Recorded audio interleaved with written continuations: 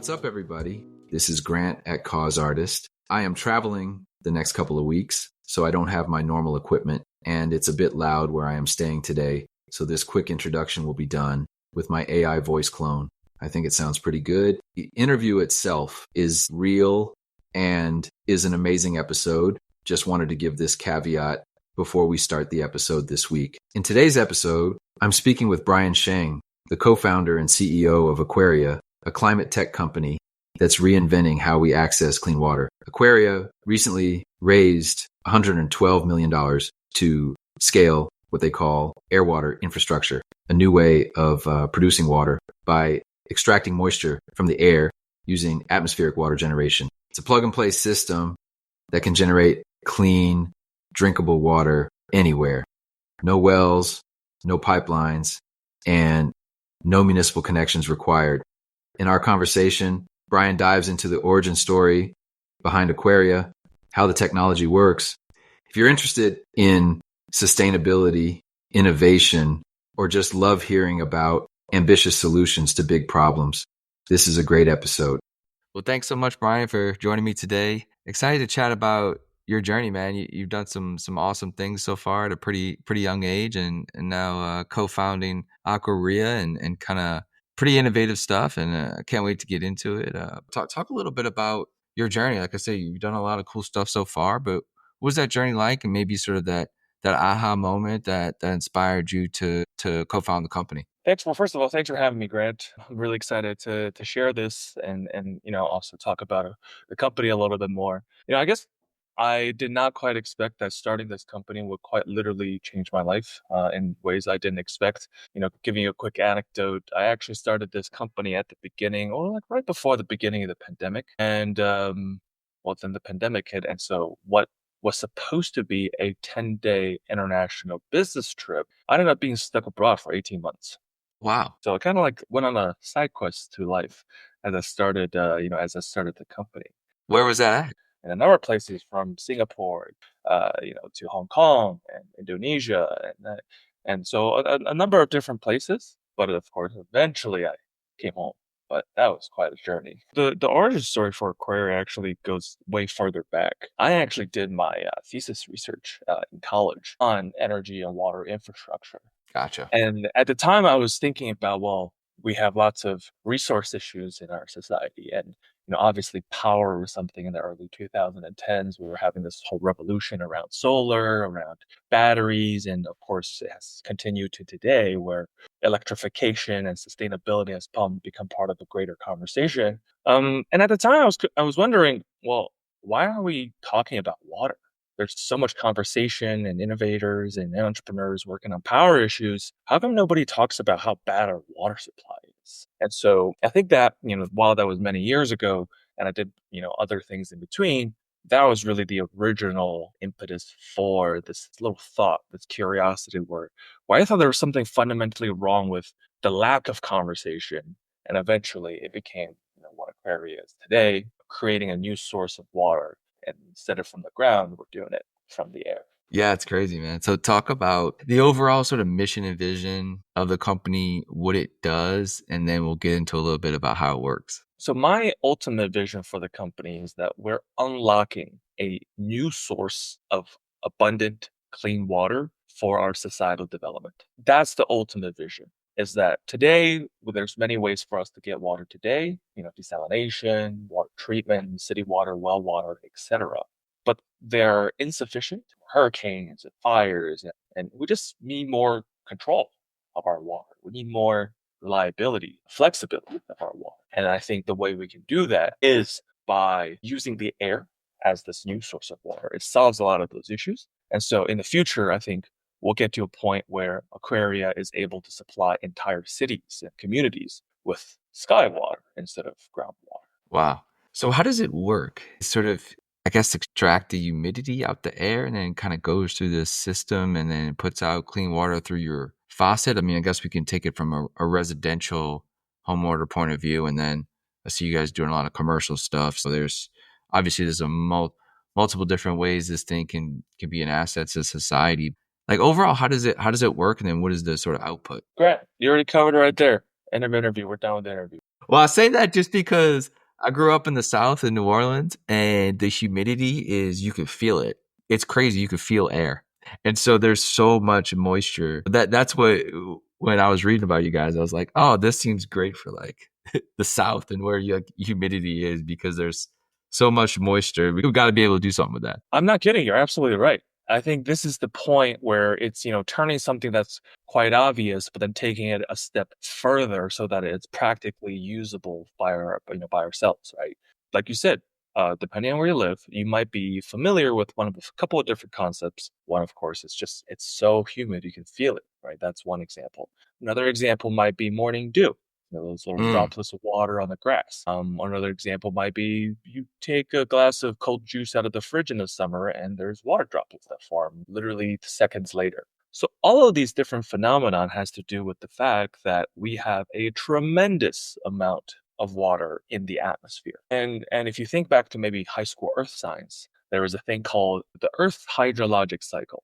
Without boring everyone, it basically just means that we naturally what we really understand, the rain, the humidity. There's actually more than 200 times more water in the air than what humans consume, all of us in totality on the entire planet. So there's a tremendous amount of water present in the air around us. So then the question is, how do we create a technology that allows us to harvest this whenever we want, wherever we want, and in super large volumes in an energy efficient way allows us to use that. So there's a couple of different, steps in between, but the basic concept is how do we do it in very large volumes so that it can actually support our entire communities, right? Since we can make water from the air and it's on your juice glass, but that's too little amount of water to actually do something. So the first point is how large amount of water can you produce? And the second part is how energy efficiently can you do that? So that's the core of our technologies that we've turned into this concept that I think we intuitively understand, part of this self-regenerating and almost limitless source of water in the sky. And then we build a technology that allows us to harvest this water for us practically and efficiently. Talk a little bit about the problem and maybe what you discovered maybe about the problem when diving deep into developing the product and looking at the market, understanding water scarcity in America. We could stick with America, and obviously globally it's probably a bit more drastic in certain areas. But talk maybe about America, maybe Texas, where your HQ is at, and what's sort of the problem facing water scarcity or insecurity in America right now.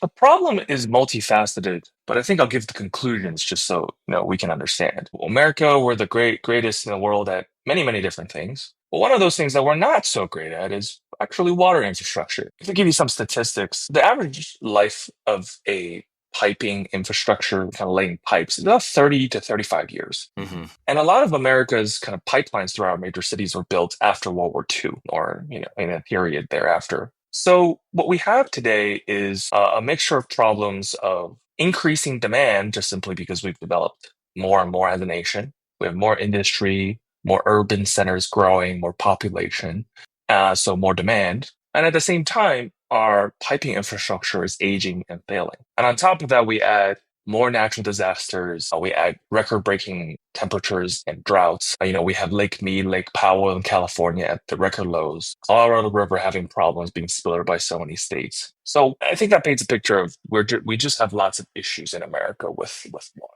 And it's in no doubt already here. Mm-hmm. It's just different realities for people depending on where they live. And I think that's the issue here is that you kind of take water for granted until the day where you all of a sudden have no tap water or the water is yellow or it's salty.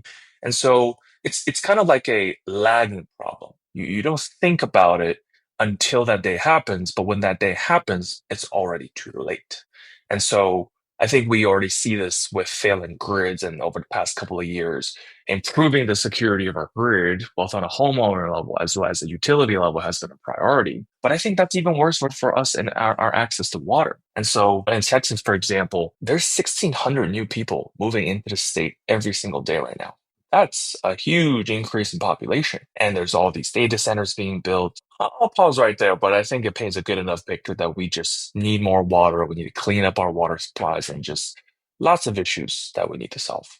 Talk a little bit about just the technology in general, how long did it take to develop? Is it a new technology, or is it sort of a technology that you're a stack that maybe you're improving and building on top of? And again, going back to the residential versus commercial, is it built for a certain, more so residential than commercial, or it can sort of fit the gambit of all the needs? So I want to draw an analogy to our computers, what we're recording right now from our podcast episode. But in the early days, the computers were large, bulky, expensive, and primarily used by NASA and the military or university research centers, as they were the only ones who can afford them and the complexity of these products. I would say that's the same for atmospheric water generators because they were originally created as a military technology, DARPA, ARPA-E, because we needed to ensure the availability of clean water for our troops as they're moving around in the field and different parts of the world. And water is not always guaranteed.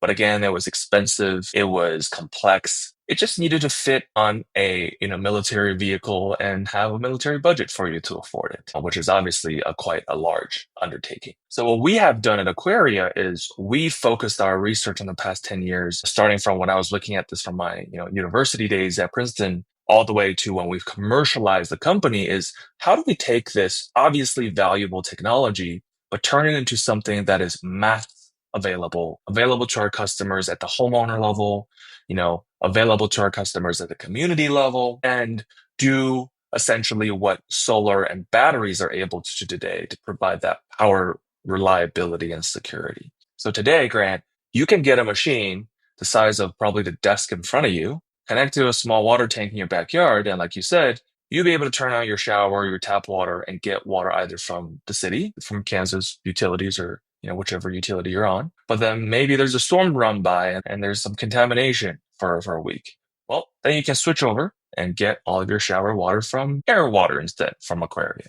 So Hmm. that's available for you today to essentially. So actually, last year we built the first home in the world where the water is supplied from the sky, and so that's already doable, and you can do that right now. Where's that at? Is that Texas? That is Texas. Although we also have homes in Florida and California and Hawaii and even in other countries that are now supplied with our technology. Going back to the problem for a second, we mentioned, homes and obviously, commercial or apartment buildings this would be amazing for.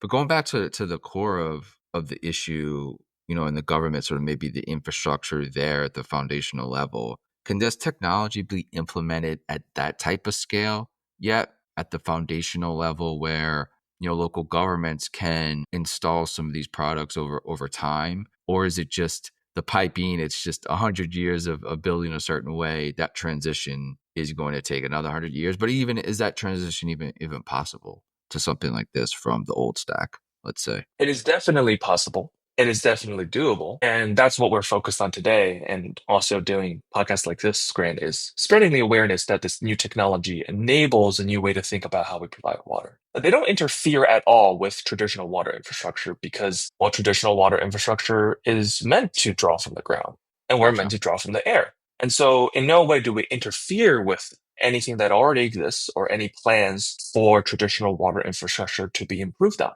In fact, I think in many ways we're complementary because the whole point of us providing air water is that we solve the rigidity problem of building large scale infrastructure.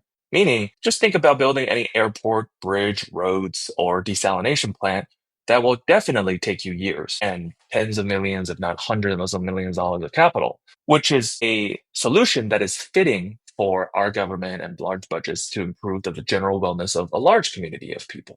But if you wanted the solution to a different problem, which is, well, Grant, like, what will happen if you want water tomorrow or better water next week or on a larger scale for our entire community, but still within the time scale of days, weeks, latest in months? Well, that's not possible. And so with Aquaria, it is possible because we're just dragging and dropping our containers, our boxes, large or small, smallest one being something like the desk in front of you, and we can stand it up in days to provide you that clean water. So we need to, of course, work with larger and larger parties to put this in the field.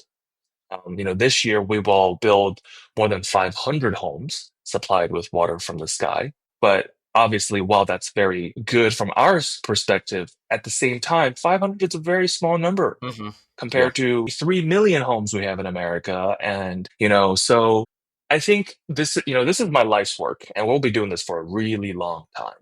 And I kind of compare us to 2000 and I don't know, 5 for electric vehicles or solar panels and batteries, where it's inevitable in my mind that Yeah. we are going towards this direction of larger adoption of this new technology.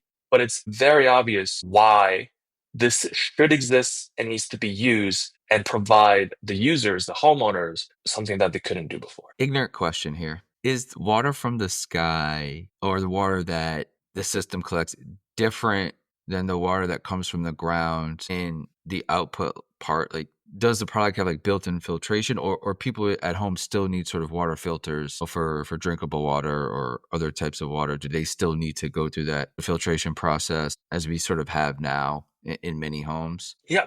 So groundwater and air water. Well, actually, let's talk about Aquaria first. So to answer the product question, our units all come with multiple stages of purification and filtration. This is both at the air level that we do air purification so that dust, pollen, Yeah. different particles gets filtered out. So it's clean air before we even do anything to smog, right? That's an example. And then we create water from clean air.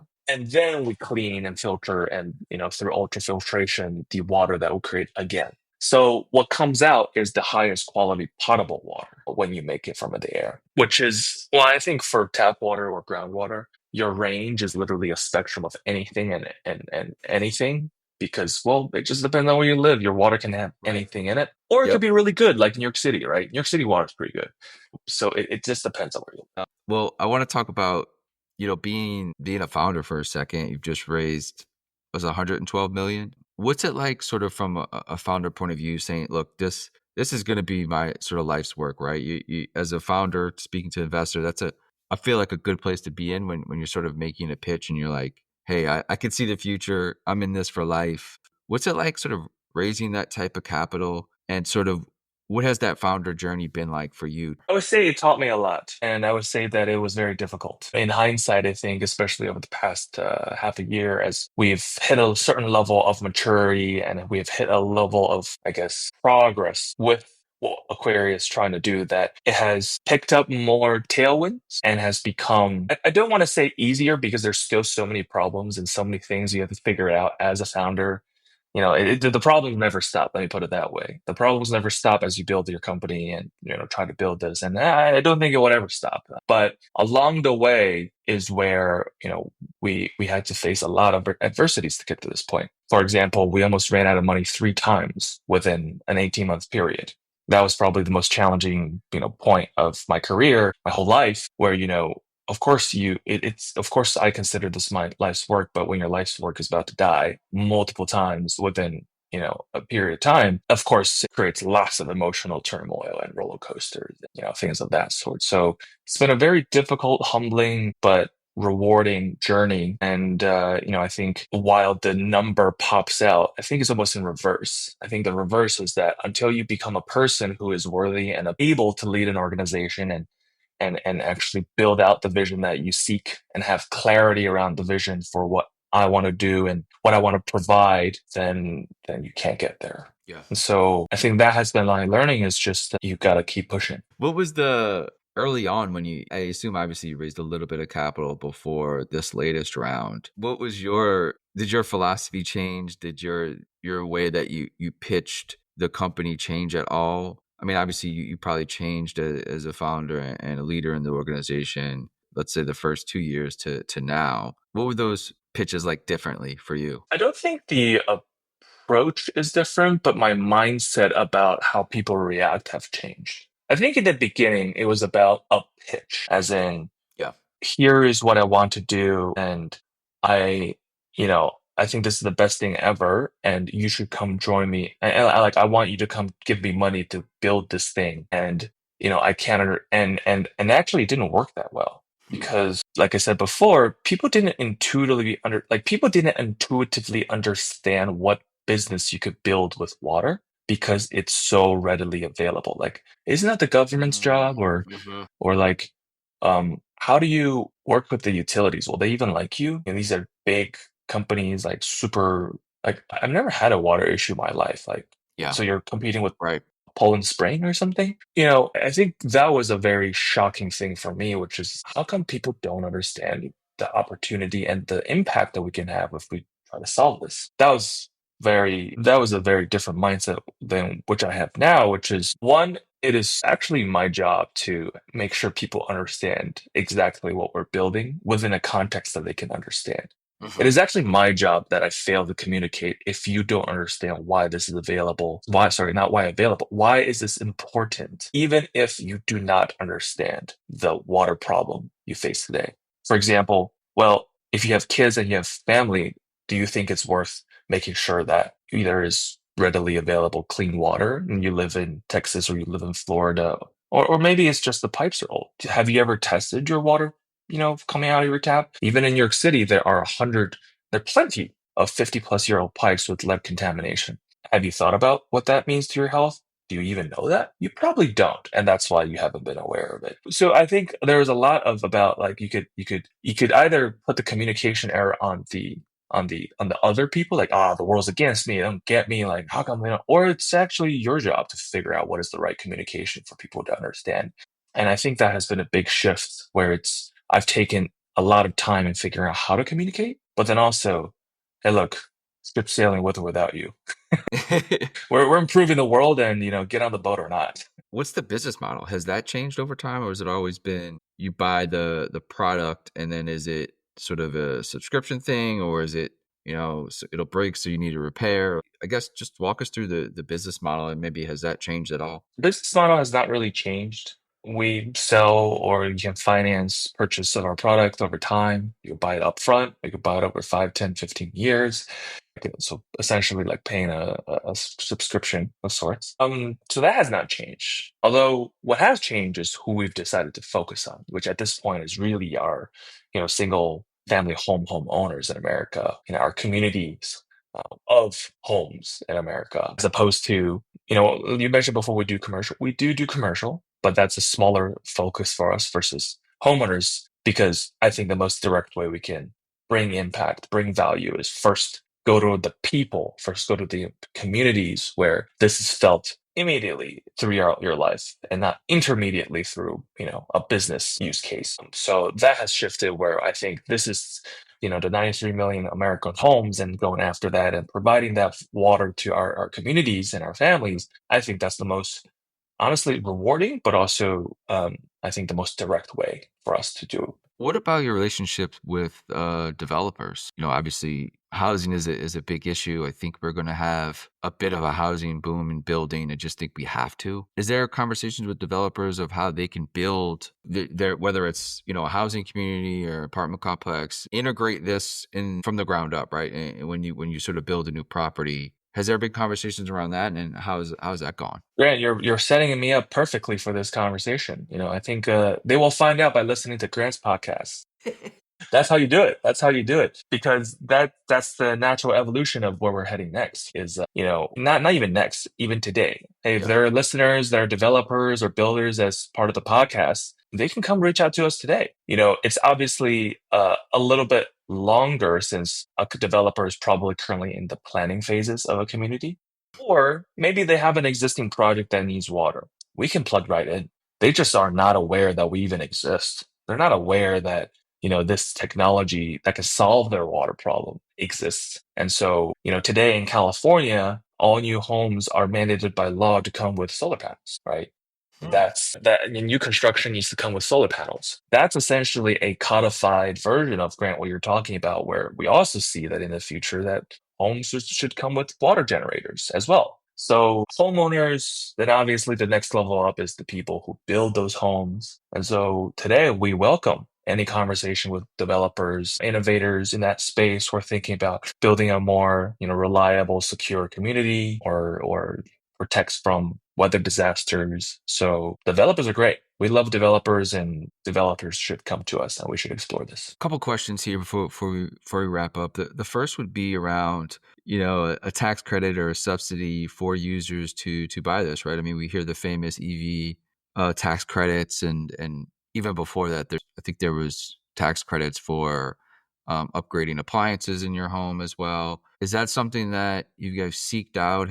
Has there been policy around this, and will that enable customers, to do this at scale across the country? I think that's one of the most beneficial ways that policy can support the adoption of the technology and also support their own initiatives as it comes to, water security and water infrastructure. Currently, there really isn't much support at the policy level yet for the technology. One of the reasons I think, again, is nobody knows that this technology already exists today. Again, our primary focus is to do more projects and do more communication so that policymakers, stakeholders understand that there is a solution to do this today. I mean, if you look at the solar industry and batteries, and again, I use this as an example, the 30% ITC was monumental in making sure that people are adopting this new technology, right? And it's still ongoing today. You get a 30%, 27, 30% cut off your solar purchase price to support that. That would be tremendous. I mean, that would really push homeowners and developers to adopt this technology with a lower price point. Today, actually, price point of product starts at just $10,000. So while it's not cheap, it's well within the price of what we're used to within the home electrification product mix. Easily Making that financed at that price. easily financed at that price point. But of course, can always be cheaper, can always be more affordable to our communities. So love the policy angle, and that's more work we have to do. That's more communication we have to do. And so I am hopeful for the future as we head into that direction. Last question I have, man, is about the future, and I know it's tough to sometimes predict is a strong word, but more so, what are your goals and successes maybe for the next 5 to 10 years? What do you, when you talk to the team and talk to other leadership, what's that roadmap look like maybe for the next 5 to 10 years? Very simple. We want to serve 1 million people with clean water from the air. That's our first milestone, 1 million people. I think I'm really lucky to be working on a company that simultaneously combines true innovation in an area that is so large, but provides direct benefit the more units that I sell. Literally.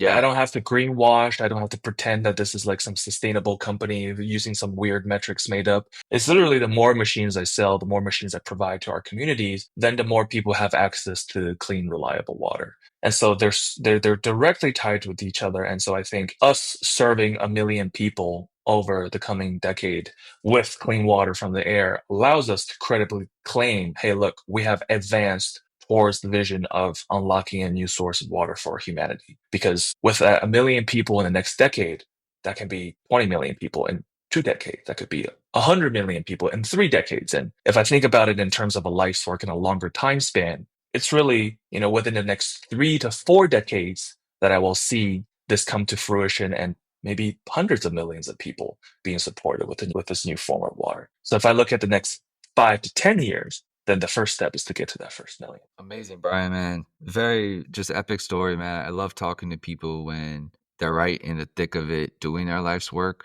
Like you're at like this perfect point in time where I love talking to founders at this point in their journey because the focus is there, right? The vision is there, and it's inspiring, man. It's inspiring to hear. So best of luck to you and the team for the next decades to come, man. Thanks for taking the time. And thank you, Grant, for giving me an opportunity to be on the podcast. A big part of this is getting more people understanding of what we're doing and understanding that our technology exists, can be used. And, you teed it up with some killer questions, and I hope come check us out. And you heard it here first on Grant's podcast.